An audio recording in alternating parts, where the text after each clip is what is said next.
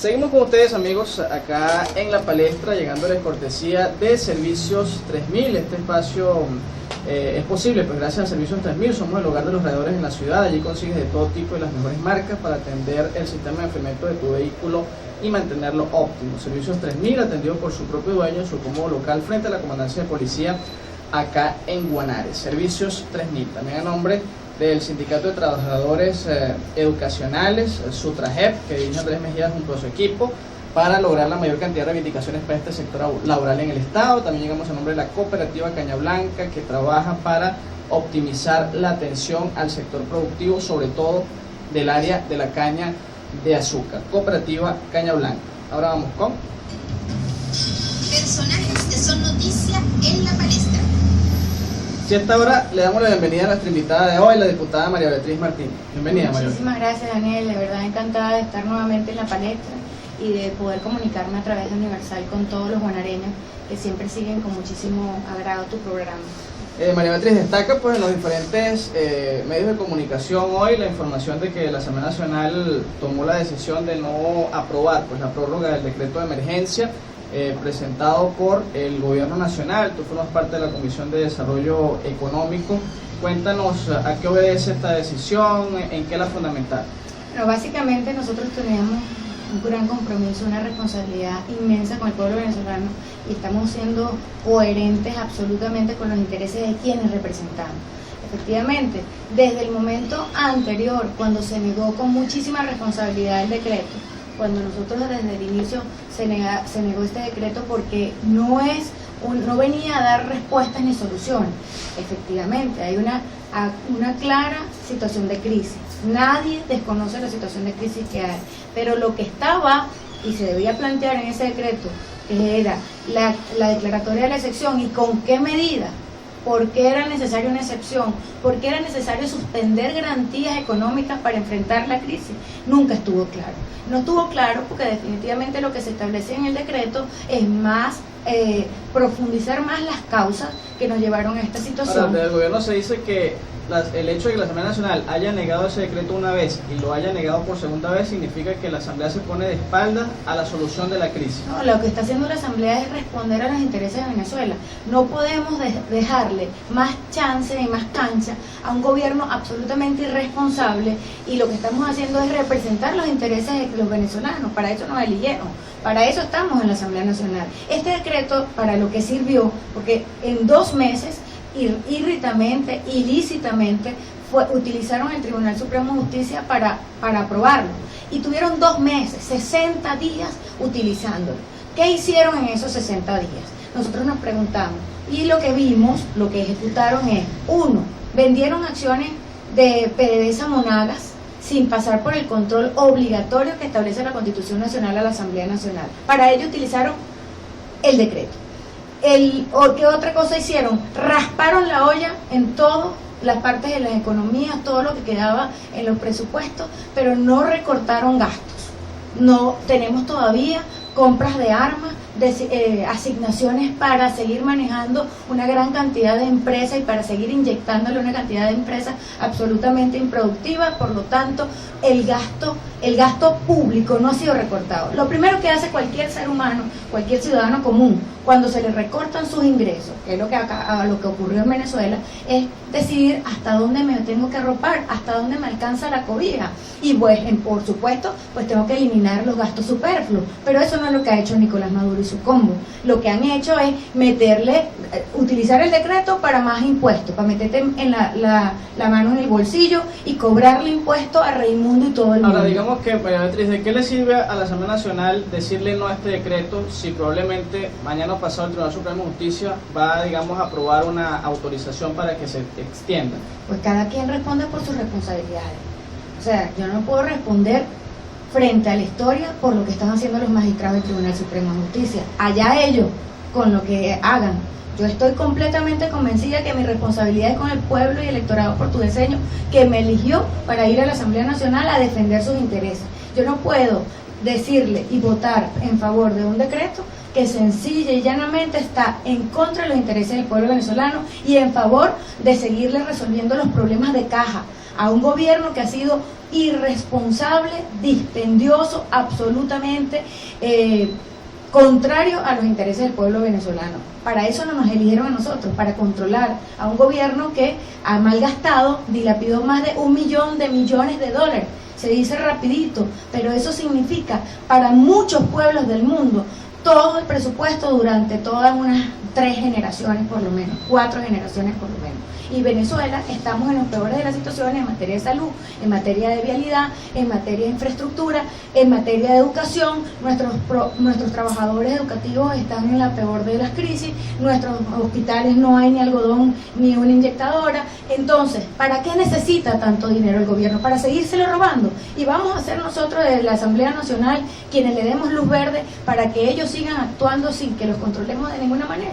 Ahora, María Beatriz, desde las vocerías principales de la revolución se manifiesta que los diputados de oposición de la Mesa de Unidad Democrática llegaron a la Asamblea Nacional con un solo objetivo, o sea, sacar a Nicolás Maduro de la presidencia de la República, y desde que asumieron el control de la Asamblea Nacional se han dedicado a esto y no se están ocupando de ayudar a resolver los problemas que padecen los venezolanos. Te pregunto, en estos primeros 3 meses del año que llevan ustedes allí en la Asamblea Nacional, ¿qué han hecho en este sentido? No en el sentido de sacar al presidente, en el sentido de ayudar a resolver los problemas.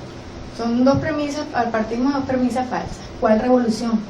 Una revolución que ayer Maduro dice, la revolución tiene que reinventarse. Si una revolución significa que está activo en una propositiva, y efectivamente el reconocimiento del fracaso muchísimo más claro con lo que dijo ayer no podemos estar. Y evidentemente nosotros tenemos una agenda social con mucha claridad. ¿Por qué nos criticaron? ¿Por qué les dio tanta rabia? ¿Por qué las primeras leyes que nosotros estamos impulsando tienen un alto contenido social y un alto respaldo popular? ¿Por qué se oponen a que los propietarios de los beneficiarios de Gran Misión Vivienda Venezuela o cualquier tipo de programa de vivienda que haya hecho el Estado, por qué se oponen a darle el título de la propiedad? ¿Por qué les da tanta rabia? ¿Usted no se acuerda cuando Maduro estuvo en la Asamblea Nacional y gritó como loco y se descompuso y dijo que me tendrán que derrocar, pero no lo hago? Porque no quieren que el pueblo se libere del control y la manipulación que han tenido por más de 17 años. ¿Por qué se oponen a la ley del cestatique de alimentación y para los viejitos, para nuestros adultos mayores? ¿Por qué no quieren respaldar eso? Fíjate tú que fue tan contundente en el debate de la primera discusión que dimos en la Asamblea Nacional, que la bancada de la crisis y la bancada de la mentira, como yo le digo, del yo no fuismo, porque nunca asumen ningún tipo de responsabilidad, votó en favor de la ley, y en la noche Maduro dijo no hay real. Pero si hay real para seguirse comprando aviones, si hay real para tener una tremenda partida para seguir viajando con toda su familia. Esas son las cosas que nosotros nos oponemos. No podemos decir que tiene que tener más de 252.000 millones de bolívares la partida de compra de armas, que antier llegaron 6 nuevos aviones comprados a China, y nosotros no tengamos dinero para hacer un poquito más de justicia social, porque no es lo correcto, porque se oponen a esa ley. ¿Y por qué se oponen a la ley de producción? Una ley que lo único que lo que establece es, mire, vamos a cortar los cuellos de botella, mientras más trabas y obstáculos se le pongan a la producción nacional, mientras más se priorice traer de importado todo. Nosotros aquí en Portuguesa tenemos ejemplo de eso. Cuando salieron ese mismo día de mi intervención en la Asamblea Nacional, estaban denunciando los trabajadores de Arroz del Alba que se estaban perdiendo 500.000 toneladas de arroz importado en los silos de Arroz del Alba. Eso es lo que nosotros estamos denunciando. No es posible que nosotros prioricemos traer arroz importado mientras el productor venezolano le niegas el pago de su producto, le niegas el pago del subsidio, le niegas el pago de la deuda. Yo ayer, el día que compareció el vicepresidente Aristóbulo Istúriz, me conseguí nos cruzamos con el ministro Pérez Abad y le dije, ¿cuándo le cancelan a los productores nacionales? Me dijo, ¿qué productores? Con su cara bien lavada. Por supuesto que los productores nacionales, no estoy abogando por ninguno de los del extranjero que ustedes siempre están interesados. ¿Y qué le debemos? Le deben subsidios, le deben parte de la deuda que ustedes saben muy claramente. Y me dijo, eso no es conmigo, eso es con Castro Sotelo. Bueno, nosotros que conocemos también a Castro Sotelo sabemos que si los productores venezolanos dependen de las manos de Castro Sotelo, sabemos lamentablemente de dónde A vamos. propósito de que me mencionas a Pérez Abad, también destaca la información de que fue anunciado un nuevo sistema para establecer los precios de los productos. También Pérez Abad anunció el nuevo tipo de cambio, manifestando que será flotante y que realmente se irá ajustando poco a poco para que se llegue a una paridad cambiaria única. ¿Cómo ven ustedes esas medidas? Lo mismo que CIMADI. Dígame cuál es la diferencia entre el control que se anunció con el control que tenía. Sencilla y llanamente es una nueva devaluación, porque se pasó de 6.30 a 10 y el dólar del DICOM, que es el antiguo CIMADI, arrancó en donde quedó el CIMADI, pero no hay una claridad de cuál es la política, cuántos dólares se van a poner, quiénes son los dólares, cómo es que se va a poner los dólares en ese para que floten, cómo es lo que estamos haciendo. Pasaron sí, y eso ayuda a la caja de PDVSA, ayuda a la fluidez de caja por las carencias que hay de que pueda PDVSA poner a disposición del mercado parte de sus dólares, pero solo hasta el 50%. Eso tampoco lo han clarificado.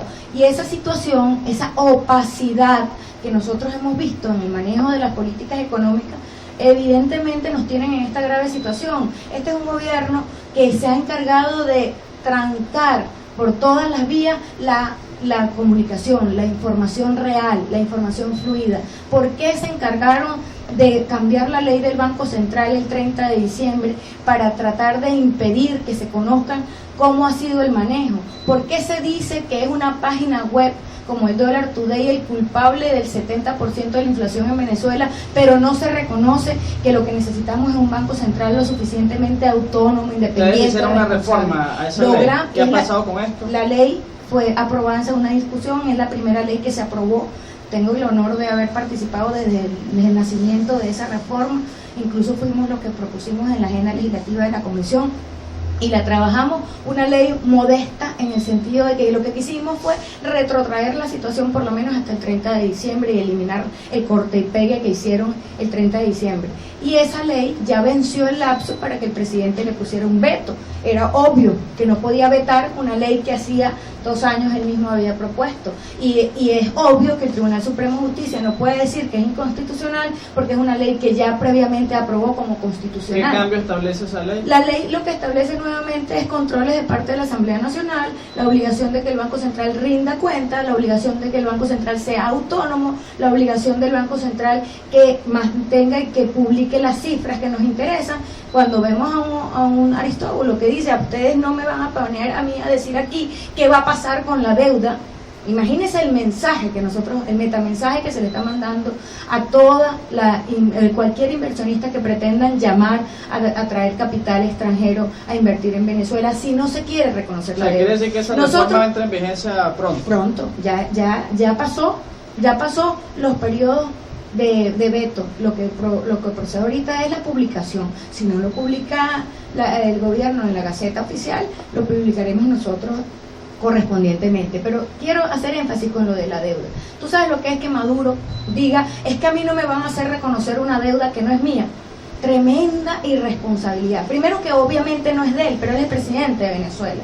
Y esa deuda es de las industrias, de las empresas, de los emprendedores nacionales que adquirieron esa deuda conforme a un procedimiento que estableció el control de precios vigente en Venezuela.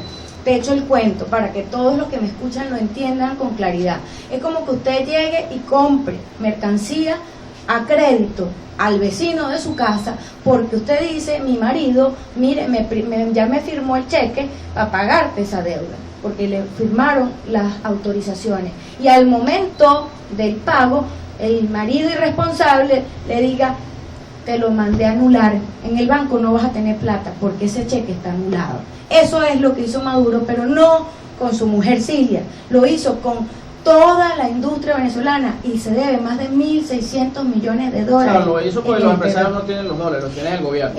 Exactamente, pero se agarró la plata de los empresarios. Sí, los empresarios ya pagaron ya lo pagaron, pero no le dio el dinero. Que la gran pregunta, ¿con qué dólar y a qué dólar le van a cobrar eso a los empresarios? ¿Con qué dólar van a pagar eso al extranjero?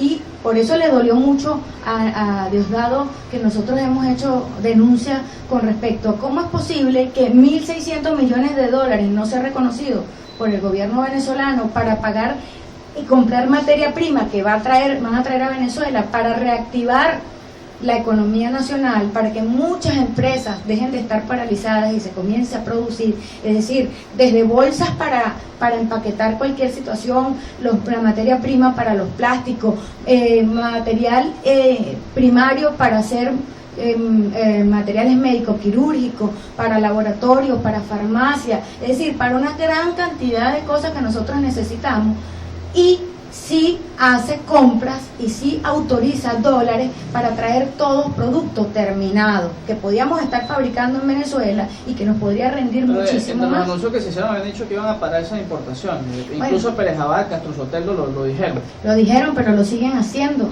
y si no lo hacen, ¿okay? Si no lo hacen, nosotros estamos de verdad condenados absolutamente a una escasez. O sea, están obligados a seguir haciéndolo porque no hay producción. Pero una parte, la primera obligación es reactivar lo que tienes adentro, reactivar tu industria, porque es garantía de trabajo, porque es garantía de... Los motores que fueron activados, eso ¿cuáles somos los motores? Yo creo que todavía después de Semana Santa se van a estar obligados a buscar las llaves de esos motores que no prenden. No hay posibilidad de que esos motores enciendan, porque mira, la mayoría de los sectores con los cuales han hecho cantidad de reuniones, porque es cierto, se han reunido con todos los sectores, más de 200 reuniones, dijo Aristóbulo. Bueno, yo le quito un porcentaje, pero que hayan hecho 400. Pero ¿qué se ha acordado allí? ¿Cuáles han sido las soluciones? ¿Qué se ha hecho? No ha habido ningún tipo de respuesta. Nosotros, desde la comisión a la cual pertenecemos, que es la Comisión de Finanzas y Desarrollo Económico, nos hemos reunido con la mayoría de esos sectores también. Han pasado la mayoría de las cámaras, la Cámara de Repuestos de Autopartes, la Cámara de Medicinas, la Cámara de Laboratorios, la Cámara, o sea, todos, además de productores de los distintos renglones. Y la pregunta que yo, en lo particular y personalmente, me he dedicado siempre a hacerle, después de oír las exposiciones y preguntar algunas de las cosas específicas, siempre les digo, ustedes estuvieron en las reuniones y ustedes se sentaron, sí, como no. ¿Cuáles han sido las respuestas? ¿A qué acuerdos llegaron? ¿A dónde conducen? A nada. No hubo respuesta. Telecomunicaciones, por ejemplo, un sector que es patético la situación, y allí, en esa Cámara de Telecomunicaciones, están incluidas, por ejemplo, la Cantebel, el Movilnet, es decir, gran empresas que son del Estado, que forman parte de esa Cámara y están en franca y absoluta paralización. Vamos a una pausa comercial, María Beatriz. Al regreso quisiera que habláramos del tema político, las salidas que planteó la Mesa de Unidad Democrática constitucionales pues, a la presidencia del presidente Nicolás Maduro, para que tú nos hables qué visión tienes al respecto. Vamos y venimos. Gracias.